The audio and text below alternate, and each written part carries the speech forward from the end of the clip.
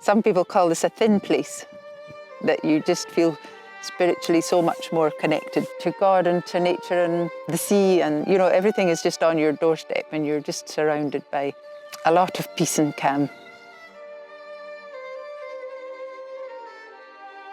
Sometimes waking up in the morning, it's just everything's so quiet, calm, and it's, there's nothing better. People come to the islands for a reason. They move here because of the lifestyle, the peace, the quiet.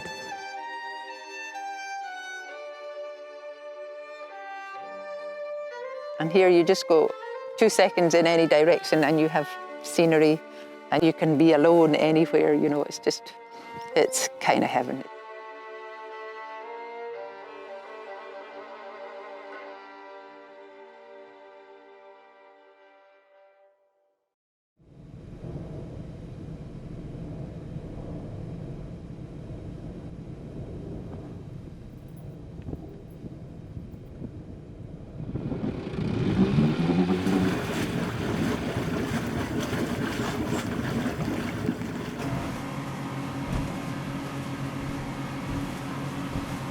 My core passions are probably my faith, the church, and the sea, and the community, being involved in the community.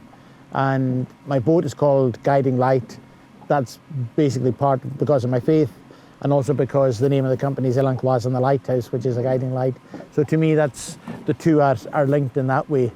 And then obviously doing these tours means I can get around, I can show the island, places I grew up, things that are important to me, tell others about them and share them with others so they can enjoy them as well.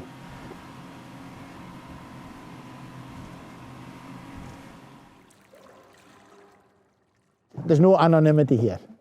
That's probably the one thing, and certainly when we moved away from here first, one of the things that we recognised about Glasgow was you were totally anonymous.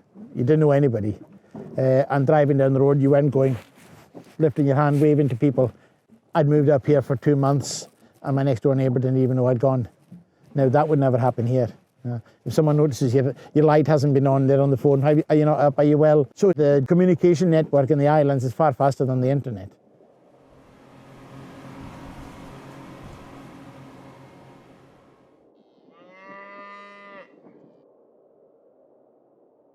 The main strong points of life in the Western Isles is that we do work together. We have to work together.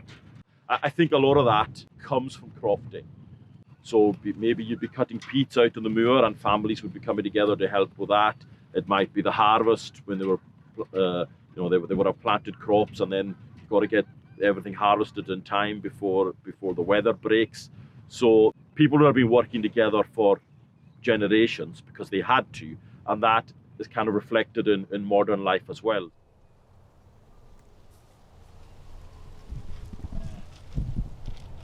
It's easy to look at it through rose-tinted glasses and think that it's such a perfect lifestyle, but you're here today. It's not the best day, but if you were here 6 months ago when it's not daylight until maybe 9-10 o'clock in the morning and you've got horizontal rain or hail in your face, you got 80-mile-an-hour winds, and you still got to do the stuff. You can't say, well, I'm going to have a day off today.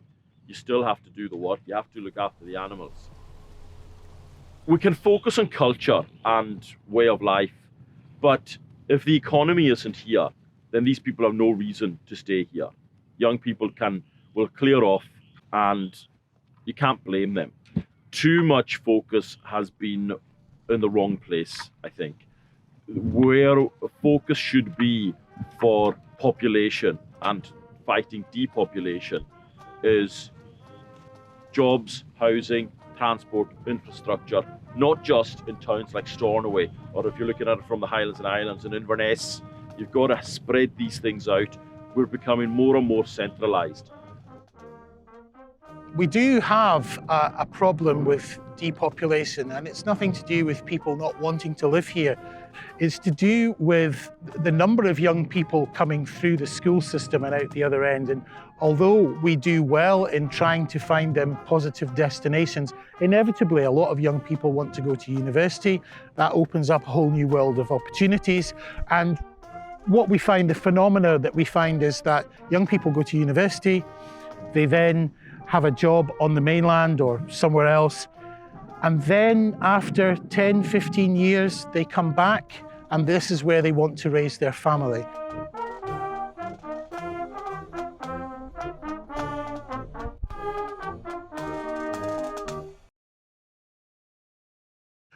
As islanders, we're used to making the most of opportunities when they come along, and I do think that it's very easy here to get involved in very many things. When I moved up, I thought I was going to have more time than I did down south, and I am really pushed for time now. So that gives you a sense of how easy it is to get involved in a lot of different things.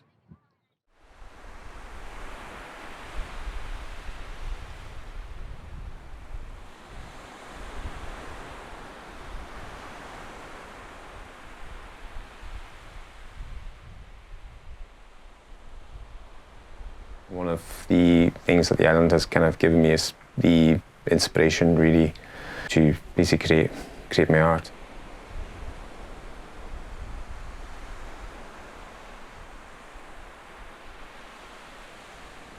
Sometimes what I might do is say, I might go to maybe Skye or go to Harris and get inspiration from beaches or landscape there, and then I'll just take photographs, take ideas back. The way I kind of do my landscapes is I like kind of for the viewer to sort of see a location that they're familiar with. So, you know, there might be maybe a landmark that I might paint, and then they'll see it, and then they'll see it sort of, you know, in kind of a sort of a different light. When I first started painting, which is probably about 10 years ago, I sort of started contacting galleries, emailing them even my work. And going back 10 years ago, I'd say my work was maybe a little bit weak. And then as the years progressed, it got stronger and stronger. Then I realized it started opening up doors to getting into galleries. So the things that the island has kind of given me is the inspiration, really, because it's kind of on my front door as well. I mean, I only just have to walk down the road to go to the beach to find some inspiration or a car drive away. Yeah, I think for that reason, I'm happy that I've been kind of gifted with that.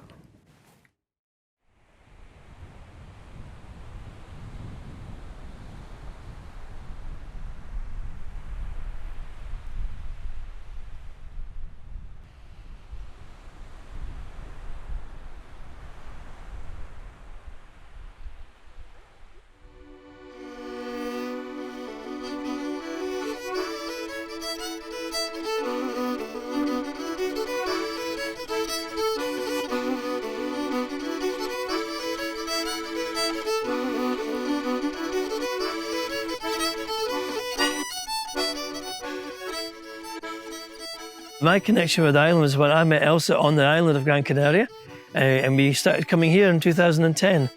And so our family was here. We got married here. We got married here in 2011. Just up the road. The 1st of June, it'll be 10 years married.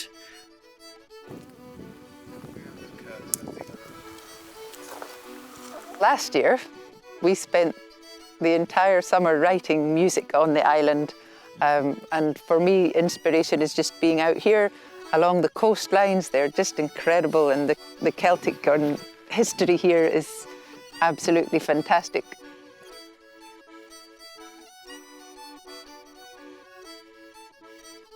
I haven't really stayed in one place for most of my life, more than a year or two, and it's always moving around, and you're changing countries and you're changing villages and you're changing towns, and it's kind of following the music but other things in life as well.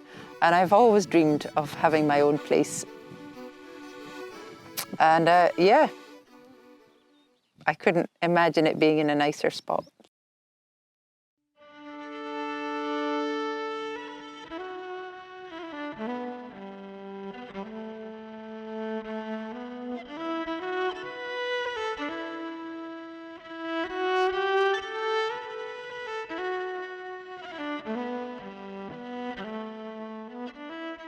My time in Glasgow was, I was in there for 1 year in college, and I also went down to try and get some employment.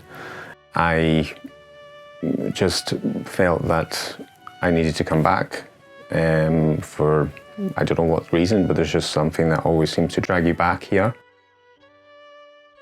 No matter where we've gone across the world, home is always back in the island, and we talk about homecoming, and certainly coming home here was always the highlight of the summer for us. The word Keonulus doesn't have a direct English translation. It kind of means homesickness, but that doesn't necessarily mean that you're away from home. I grew up in Aberfeldy. We were on a croft, basically. It was a small holding on a mountaintop. To me, it was the most beautiful place in the world. The family left there when I was 17.